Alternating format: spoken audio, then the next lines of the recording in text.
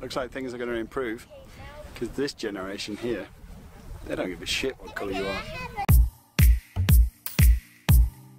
It's a great day for Robben Island. Yeah, so this morning we're off to Robben Island. I'm going to be meeting Dean in the waterfront. We booked the 11 o'clock trip. I should like to help everyone if possible. Jew, Gentile, black man, white. We all want to help one another. Human beings are like that. We want to live by each other's happiness, not by each other's misery. We don't want to hate and despise one another. This world has room for everyone, and the good earth is rich. It can provide for everyone a way of life, free and beautiful. But we have lost the way. Greed has poisoned men's souls. I think it's one of those things that you must do. You live in a country, you must fit in, you must understand its culture and its history. So let's go and see a little bit of history on Robben Island. My name is Tozama. Tozama, where are you from, Tozama? I'm from Cape Town. I'm a customer relations on Robben Island. I love the headband. Thank you very much. Very beautiful.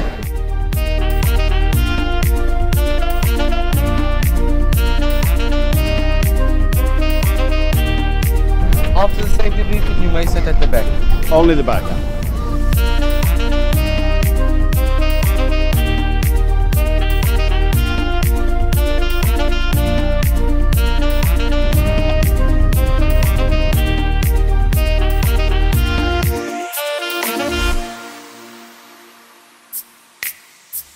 We have developed speed, but we have shut ourselves in. Machinery that gives abundance has left us in want.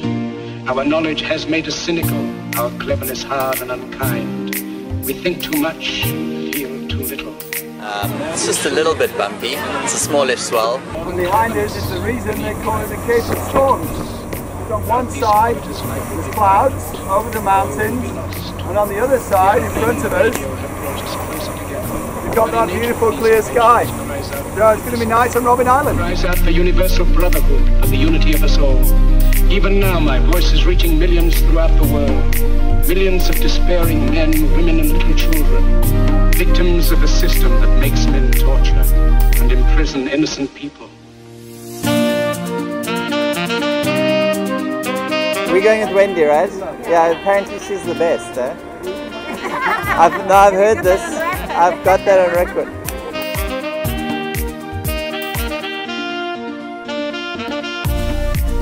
Around the island, we'll be touching on some important historical sites. Second part will be a visit to the prison.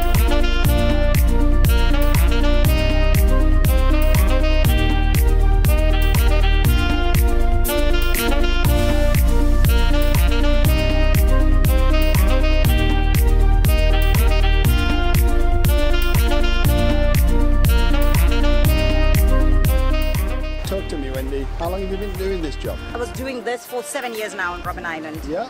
As a tour guide, I'm loving it. To be honest, I don't have any formal education. I've never went to any university. So I decided to sort of educate myself on my own at home.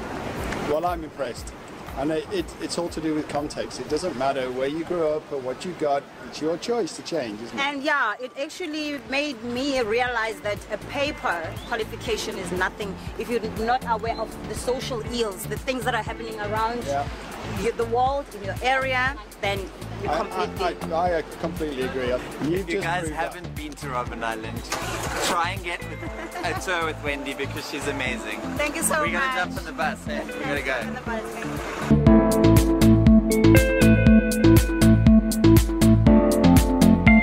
That was the first part of the tour. That was the bus tour. And we're off to go to prison now. To prison? Because Darren... Have you ever been to prison before? I actually haven't. Haven't you? No. I hate to say it, I have had a moment to... In South Africa? No, never okay, well, we're going into a South African, well, ex-prison now. Yes. Over to the next tour guide. I'm going to take you in here, try to give you a picture of how prison life here was here. Also to give you a picture of the dynamics that were played. There were a lot of dynamics here, even amongst the prisoners themselves. Because we didn't see eye to eye on everything. There were many things that we differed about. There were 4 main political organizations here. There were serious issues. that brought about tensions a number of times. Let's go in. That was a lot more interesting than I thought, because the bit that you don't really start to understand about being here on Robben Island is they didn't all agree. There actual was a lot of guys here who were from different political parties, and it wasn't all about the ANC, it was about what was good for everybody. The kids decided to pick flowers together. That's about as symbolic as it can get on Heritage Month here in South Africa. It's encouraging, to say the least.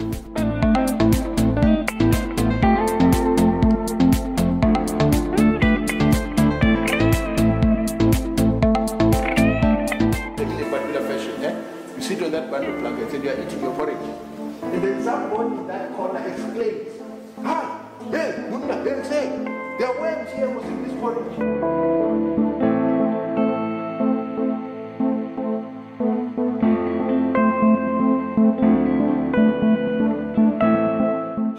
Solomon spent 10 years in here, well, living here.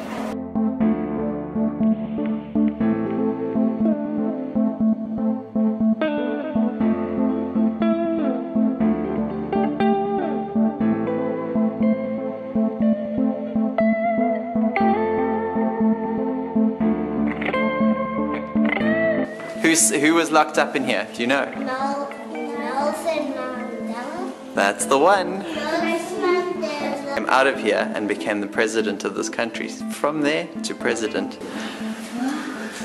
Do you know how long he was kept in prison for? 27 years.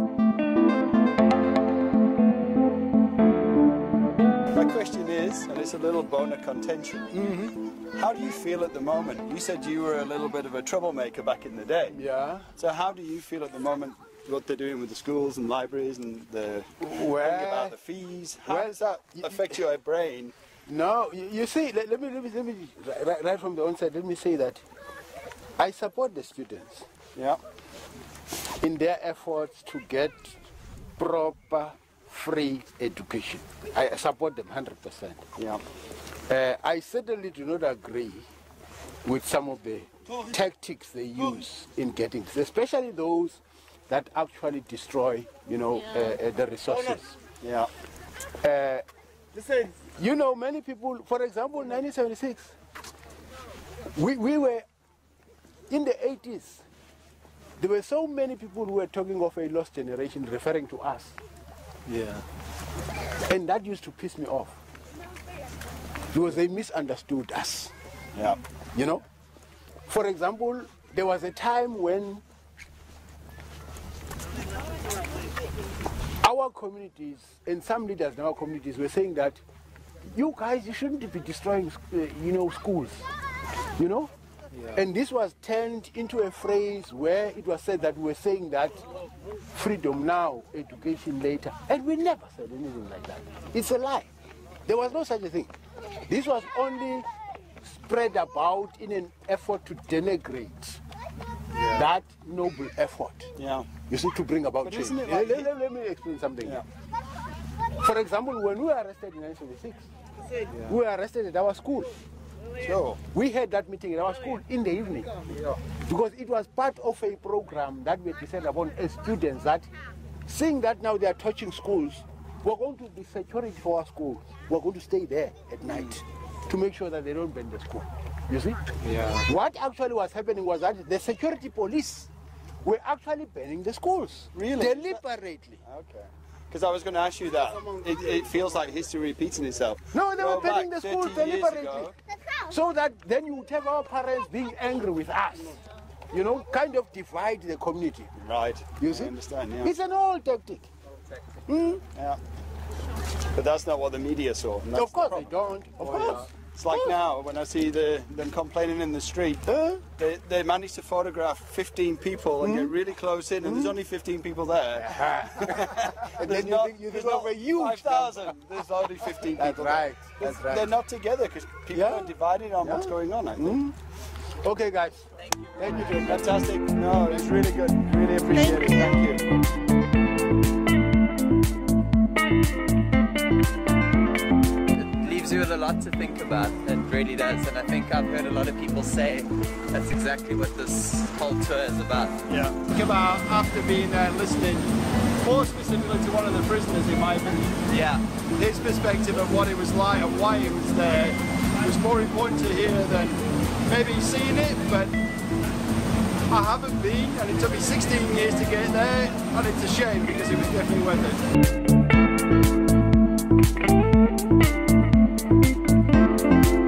Kurt, what do you do on the boat? The barman and basic crew on the boat. Your crew on the boat? How long have you been working here? 8 years. Is everybody nice like us? Not always. Who were the most grumpy guests on your boat?